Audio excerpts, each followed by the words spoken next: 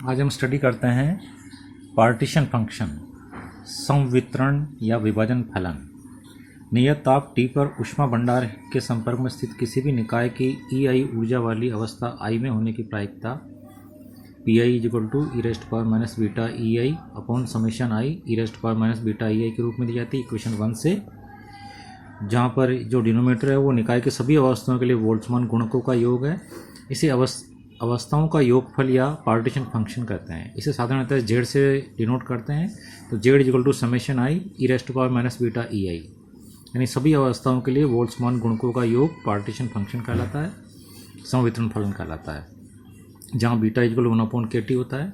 ये एक फलन एक महत्वपूर्ण राशि है क्योंकि इसका संबंध सभी ऊष्मागति की स्थूल प्राचल जैसे माध्य ऊर्जा, ऊष्माधारिता, एंट्रोपी, एंथैल्पी, हेल्महोल्ट्ज़ ऊर्जा, मुक्त फलन, दाब, गिब्स ऊर्जा फलन आदि से होता है। अब हम संवितरण फलन Z ऊष्मागतिक फलनों के बीच संबंध स्थापित करते हैं।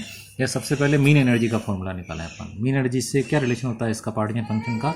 मान लीजिए कि एक गैस परम ताप T पर साम्यावस्था में यदि हम किसी एक अणु पर विचार करें, उसे एक लघु निकाय के रूप में माने जो कि ताप T पर ऊष्मा भंडार के ऊष्मीय संपर्क में हो, तो ऊर्जा EI की किसी अवस्था I में अणु के होने की प्रायिकता होगी PI = e⁻β EI upon summation I e⁻β EI।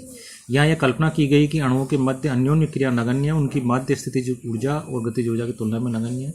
इसलिए अणुओं की माध्य ऊर्जा होगी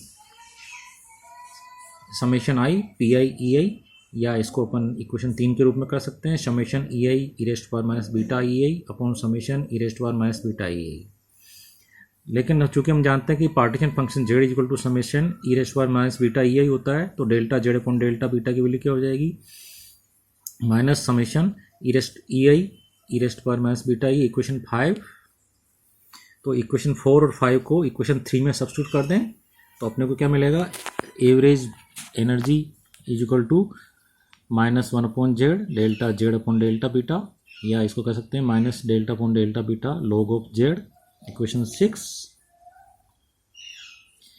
चूँकि बीटा = 1/kT होता है, या delta beta upon delta T की वैल्यू -1/kT² होता है, इसलिए मीन एनर्जी की वैल्यू क्या हो जाएगी, minus delta upon delta beta log Z = डेल्टा/डेल्टा T log Z delta T upon delta beta, या ये हो जाएगा kT² delta upon delta T log Z equation 7 के रूप में दे सकते हैं।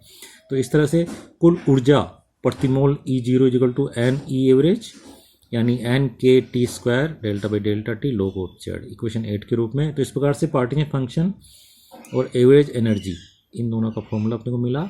Inter relation n Avogadro number है।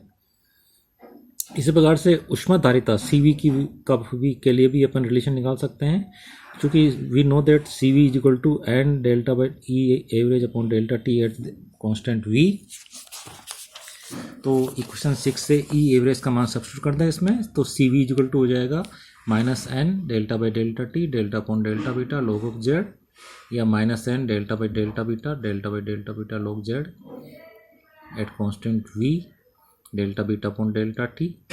तो CV की वैल्यू क्या मिलेगी, n/kT² delta 2 upon delta beta square log of Z equation 9 के रूप में। इसी प्रकार से एंथैल्पी जो होती है उसकी जो डेफिनेशन होती है मोलर एंथैल्पी कहलाती है, H = n E average plus PV, लेकिन PV = kT होता है प्रति अणु के लिए, इसलिए H = n E average plus n/kT।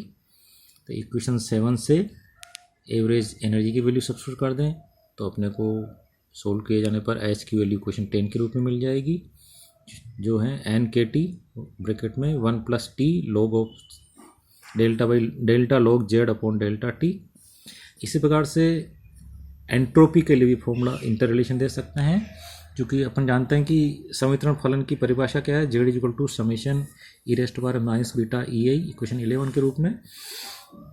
चूँकि संवितरण फलन सभी अवस्थाओं के लिए योग है, माना ऊर्जा परास E और E+DE के बीच अभिगम्य अवस्थाओं की संख्या ओमेगा है, तो इस लघु परास में सभी संभव ऊर्जा अवस्थाओं के या परासों के लिए e⁻β E नियत मान से माना जा सकता है। इसलिए इस परास में स्थित अवस्थाओं के लिए इस फलन का योग ओमेगा e⁻β E होगा, जिससे Z = summation I e⁻β EI, या summation omega e⁻β E equation 12 और पिछले खंड के अनुसार अपने देखा कि ओमेगा फलन एक ध्रुवदत्त वर्तमान फलन है। E rest bar minus beta E चरघातांकी रोसमान एक्सपोनेंशियली डिक्रीजिंग फलन है। इसलिए omega e rest bar minus beta E का किसी विशिष्ट ऊर्जा ई एवरेज पर तीक्ष्ण उच्चिष्ट मिलेगा, जैसा कि इस ग्राफ में बताया हुआ है। और वक्र की चौड़ाई डेल्टा ई के रूप में डिफाइन कर सकते हैं। इस प्रकार हम देखते हैं कि माध्य ऊर्जा E average equal to E average पर प्राप्त होती है और समीकरण में योग omega e rest bar minus beta E के बराबर दिया जाएगा। इसलिए जेड इक्वल टू हो जाएगा omega e rest bar minus beta E average log Z की वैल्यू अपन log omega e rest bar minus beta E average के रूप में दे सकते हैं, या log omega equal to log Z plus beta E average. तो एंट्रोपी की परिभाषा से अपन जानते हैं कि S equal to k log omega, तो k log Z plus k beta E average. Simple mathematics है। तो इस समीकरण 7 से अपन यहाँ पर ई एवरेज का मान सब्स्टिट्यूट कर दें तो एस की वैल्यू ये मिल जाएगी, S equal to k log Z plus k T delta by delta T log Z. तो संपूर्ण निकाय का प्रति mole entropy S equal to N k log Z plus T delta by delta T log Z के रूप में कर सकते हैं। इक्वेशन 15 मिल जाएगी।